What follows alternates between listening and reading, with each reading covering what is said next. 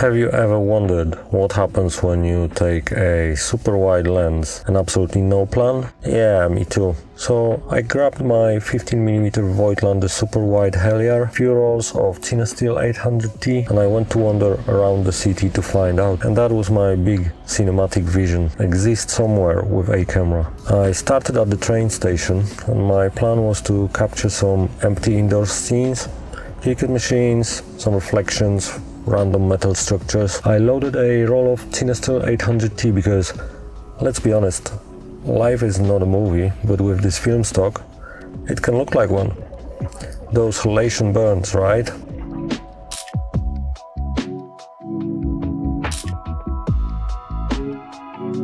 And just because this is an ISO 800 tungsten-balanced stock, it doesn't mean it can only be shot at night though, and I gave it a few frames in daylight too.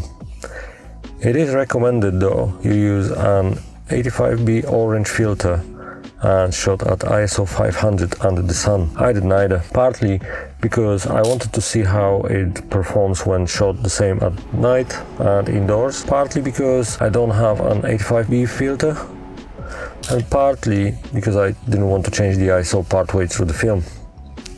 So I just wandered through the city, trying to catch that morning light and half empty streets.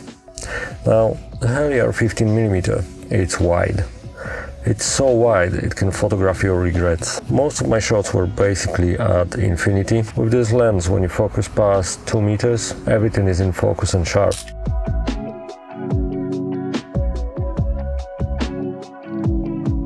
I stuck at around f8 to f11, which felt safe enough. Some shots ended up with more pavement than the subject, but hey, negative space is art, right?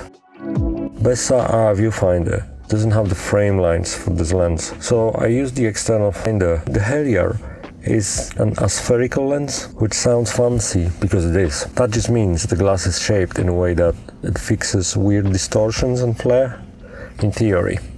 In reality, you still get a bit of that dreamy glow when light hits the wrong way. It's physics. Even expensive coatings can't save you. With that being said, if you see some ghosty reflections in my shots, that's totally intentional. That's called mood. Or maybe a patch of fungus deep inside the lens. Anyway, here's some more.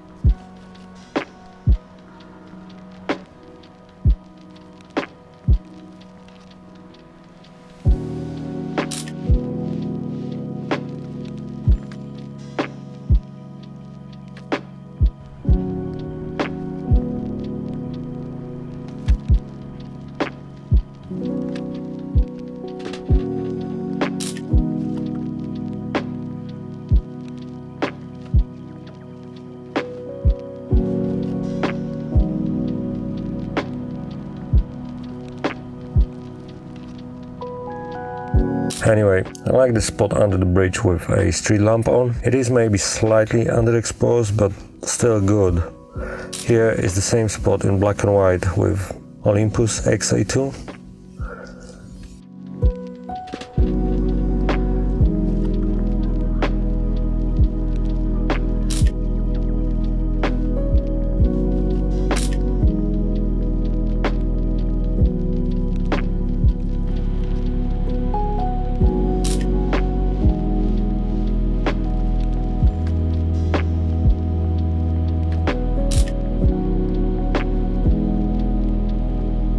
And that is it.